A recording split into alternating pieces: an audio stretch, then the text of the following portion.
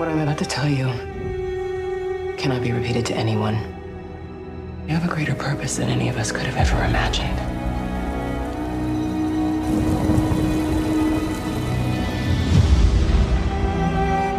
If you don't think there's hope for the world, why bother going on?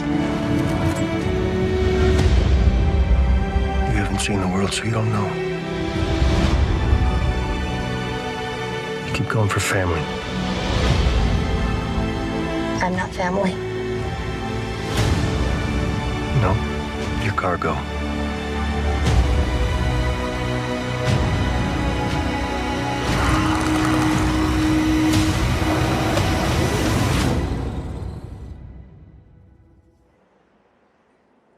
Save who you can save. Oh, please understand.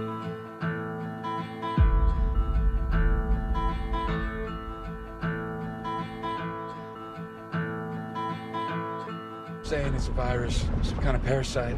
Is it from terrorists? We don't know. Are we sick? No, of course not. Why did things blow up?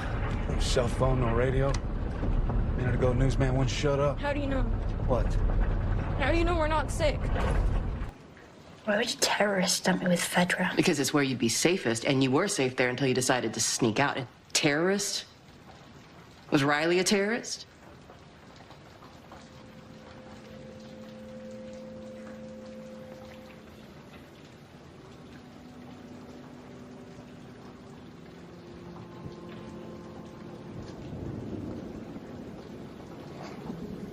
Why won't you let me go home?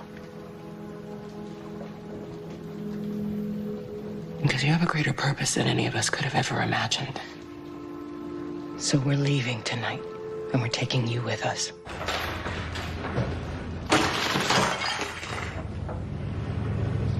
Count slowly and clearly from 1 to 10. 1, 2, 3, 4. Slowly and clearly. 1, 2, 3, 4, 5, 6, 7, 8. Welcome back, everyone. It's Charlie. The Last of Us Episode 1 is out this week on HBO. I'll be doing videos for all the episodes just like I did for House of the Dragon, so be sure to subscribe to get them all. It's based on the video game, and it's probably one of the best video game adaptations to series that we've gotten thus far. We can only pray that the God of War series gets the same level of treatment as this. Pedro Pascal plays Joel, who you remember either from The Mandalorian or Game of Thrones, another mega HBO series. The Mandalorian Season 3 episodes are actually going to overlap with the last couple of Last of Us episodes just a little bit. And in a funny twist, like you can make all kinds of jokes about this, both of the characters start out on glorified fetch quests protecting super important small young characters like Grogu and Ellie. I'm not family. No, you're cargo. Ellie is also played by another Game of Thrones alum, the little bear, Bella Ramsey. So lots of Game of Thrones alum on this series, but it's HBO, so it makes sense. The series largely follows the plot of the original video games. They also just tease that they're in the middle of making The Last of Us 3, or that there's more story to tell, and they won't go past the video game story. So I think their plan is to make like 4 or 5 seasons. We'll see if they go beyond that. They're not planning on covering the story from the entire first video game during Season 1. I haven't seen all the episodes, but I believe they'll split the events of the first game across Season 1 and Season 2.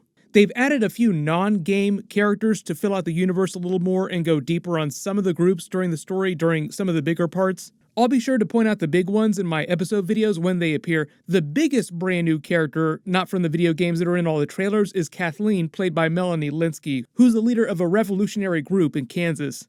At the core of the series, Joel has to carry Ellie all the way to the other side of the United States. They start in Boston, so there's a bunch of groups that they encounter on the way.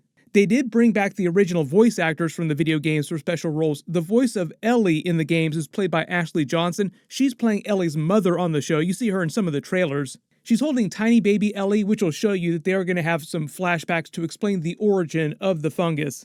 Joel was originally voiced by Troy Baker, who's going to be playing a villain that they haven't revealed yet. If you haven't played the games, The Last of Us is a post-apocalyptic series in the same vein as The Walking Dead or Station 11, set in the not-too-distant future about 20 years after a big virus outbreak with a type of fungus called cordyceps, which is meant to be a real type of fungus, like that does exist in real life. When Neil Druckmann created the video game story, he said he wanted to base it on a real-world scenario, like something that could potentially happen.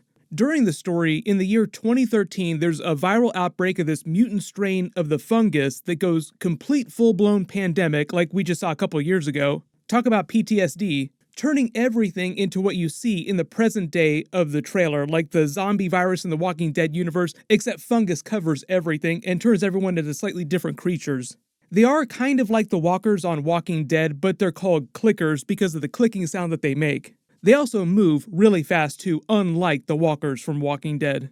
But it's the same basic premise. The show gives us a much bigger flashback to explain the actual origin of the fungus at the beginning of the show. The first episode is like a full 90 minutes. Once the present day of the show picks up about 20 years later in the year 2033, they might have moved this a little bit for the TV show because it's only 10 years in the future at this point. But when the main part of the story picks up, about 60% of the world's population have either been killed or turned into clickers, and the fungus covers pretty much everything in sight. It's universally contagious. If you go near the clickers, get wounded by them, the fungus gets on you, that's it, you're done, there is no cure. But as you see in the trailers, they discover that one girl, Ellie, is seemingly immune. So the Fireflies, a group of survivors that oppose a group of the other survivors controlling all these quarantine zones that humanity is grouped in, try to smuggle Ellie to another group of scientists working with them in a different part of the United States. So they hire Joel, who's just a smuggler for hire, just like a regular guy trying to survive in the apocalypse. He'll do whatever anybody pays him to do, highest bidder, doesn't really worry about it, doesn't really care. And a big part of the story is Joel looking for redemption through Ellie's character, just because of all the terrible things he's done and what happened to his family at the start of the outbreak. You do get a flashback to explain what happened to him at the beginning. He lost his daughter in an accident at the beginning of the outbreak, so eventually he starts being less of a dirtbag and Ellie kind of grows on him, the same way that Grogu slowly grew on the Mando. Like Mando started out as kind of a dirtbag character, morally gray kind of character. Eventually, his love for Grogu and wanting to protect him turned him into a much better character. Same thing happens with Joel and Ellie. The difference between Joel and the Mando, though, is that Joel still does a lot of really terrible things, like way worse stuff than the Mando does. But the whole idea is that the death of his daughter years ago at the start of the outbreak just completely broke him, and he slowly kind of becomes whole again in caring for Ellie. Eventually, she starts to think of him as a surrogate father. Like I said, there's going to be all kinds of memes and jokes about Grogu and the Mando while the show is going on. As he tries to smuggle Ellie across the United States to this other group of Fireflies, they encounter a bunch of different people, both good and bad, and through the sacrifices of a bunch of different people, he starts to care about her. One of the connections to a show like House of the Dragon or Game of Thrones is that on the show, pretty much everybody does terrible things, like there's no saints on the show. Everyone's just trying to survive in the apocalypse. I mean, it's kind of like Walking Dead too. Like you just have a lot of people doing really terrible things to try and do their best to survive, do what they think is right, but each person having opposing views about what they're supposed to be doing next. And opposing views about what Ellie should be used for, like what value does she hold as a person, if she could potentially be a vaccine. Is she nothing more than a cure for scientists to use like a glorified lab experiment? How does Joel continue to protect her if that means preventing humanity from using her to create a vaccine? One of the other big differences from The Walking Dead is The Walking Dead never really bothers to ponder where the original zombie virus came from. There were all kinds of questions about that when the show started. They never spent any time trying to explain the virus itself. There were people that lied and said that they knew what was going on with the virus, but they never actually explained it on the show. Whereas The Last of Us series is all about that, and they have the cure, theoretically, the whole time, in Ellie. So it's on Joel to prevent outside forces, other groups, even the Fireflies themselves, who are supposed to be the good guys, from using Ellie to their own advantage or taking advantage of her, as he would protect his own daughter. Just like House of the Dragon, a lot of the people that say that they're the good guys are definitely not the good guys and do really terrible things.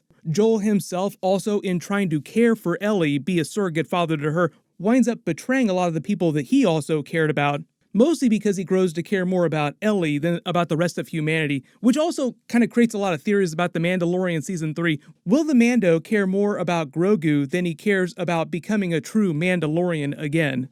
I don't want to get too far into the video game Last of Us story because I don't know how far they're going to go during Season 1, but like I said, some theories they plan on doing 4 to 5 seasons of the show, and they'll split the first game into the first 2 seasons. Neil Druckmann kind of pulling a George R. R. Martin saying that there is more story to tell, like there's lots of other stuff going on here in this universe that we could tell, but they won't go past whatever the final game winds up being. But it does sound like they're going to make The Last of Us 3. That would give them potentially like 5-6 seasons. You can go out right now and play the video games and learn what happens. The games have been out for a long time and they're fantastic. I would definitely recommend checking the games out if you haven't. But a lot of Season 1 will just be dirtbag Joel eventually looking to find some form of redemption in caring for Ellie. And Ellie, who's still very young during the events of the first game, as she is during this series, slowly coming into her own and learning to survive on her own. When the story picks up, she's still pretty helpless. And speaking of Mando and Grogu, the Mandalorian Season 3 trailer is actually supposed to release on Monday right after the episode comes out. So like I said, big crossover with Pedro Pascal on both shows here. Of course, I will do a video for that on Monday when they release it. My episode 1 video should post late on Sunday night. I don't know what their plan is for Season 2. My assumption is if they can finish it in time, they'll try to get it out by the end of 2024 next year. Because we're talking about HBO too, they're in the middle of prepping House of the Dragon Season 2. It'll start filming really soon. I'll do more videos for that series as well, but those episodes won't be released till next year. And the Mandalorian Season 3 episodes are starting at the beginning of March. We'll get a couple of trailers for that before it starts. The other big series that'll be starting in a couple months will be Marvel's Secret Invasion series with Nick Fury based on the comic book Secret Invasion with the Skrulls. We do have the Super Bowl coming in a couple weeks. There'll be a bunch of trailers for all that stuff at the Super Bowl as well. You can click here for my full episode 1 video. I'll update the link on Sunday night as soon as I post that. And click here for my House of the Dragon Season 2 teaser trailer video. Thank you so much for watching. Everyone stay safe, and I'll see you guys in the next one.